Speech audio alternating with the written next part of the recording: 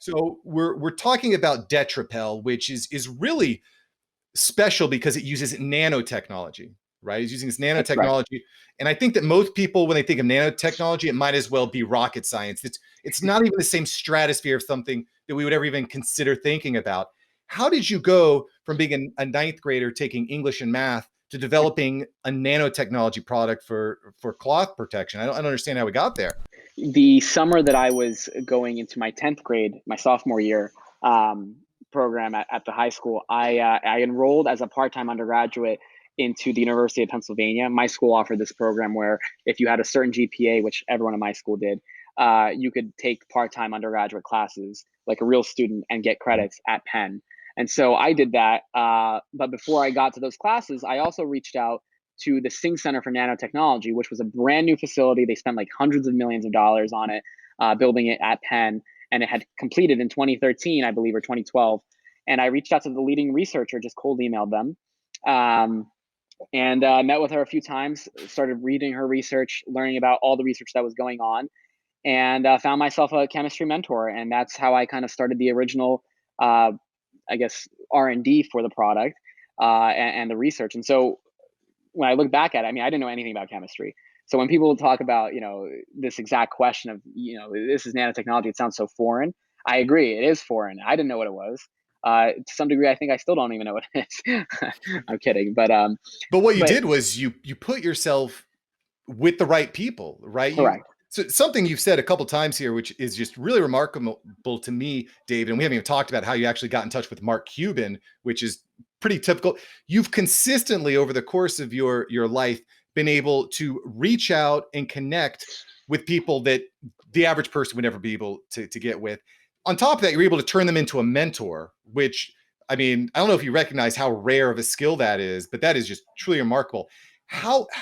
Give me a quick takeaway. How are you actually getting in touch and getting these people to actually respond back to your emails? What are you doing? Yeah, I mean, this is definitely the one key ingredient that I don't think I've ever talked about. Glad you brought it up, though. I think people are the most important thing in all aspects, life, business, whatever, right? Your team, whoever you have around you to help. There was a really good episode on Forbes. It was a video and an article that I watched that was written by one of the partners at First Round Capital, Chris Fralick. He wrote this article about how to get a hold of the busiest people that you know. This is when I was in ninth grade when I saw this. And essentially, it laid out 10 steps on how to cold email and cold email specifically really busy people that normally would not open your emails. And so naturally, I learned all those 10 steps. I researched them, tried to craft my own email, and I emailed Chris Fralick. He got back to me, had a interesting meeting with him. And then I said, I'll email the owner of First Round Capital, the founder, Josh Kaufman, who sold Half.com to eBay for $350 million. Early in the early 2000s. So I thought, okay, this is a nice big step. Even though I kind of was familiar with him because I was in his offices every day for the program, but he responded and bought some product, and that was nice. And then I said, you know what? Let's go big or go home. And I learned how to email hunt. It was one of the first few hard skills I would say that I learned or taught myself, and found Mark Cuban. Mark Cuban's like 4 different email addresses.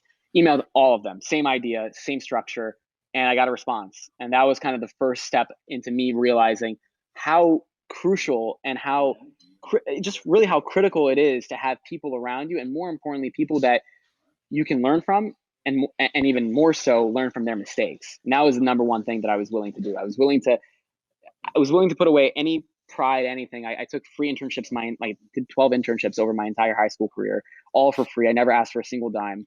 And I didn't care to, because I really genuinely believe that I was learning so much more just by being there around these people. And with, by working for free, I wasn't necessarily forced into having to do all these different remedial tasks. I was actually given substantive things to do on a daily basis. And so that's when I realized I was on something.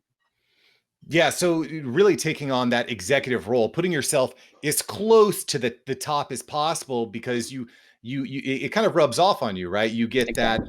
that proximity bonus. Super powerful. And I got to say, as far as a hard skill goes, knowing how to stand out, and then where to send those messages. Just absolutely brilliant. Absolutely brilliant. So smart. Thank you so much for watching. I'm glad you enjoyed this episode. I've got several other episodes right here for you. Smash one of these videos to make sure that you don't miss out on the tips, tools, and tactics of industry experts. Let's take that side hustle full time. Smash one of these links.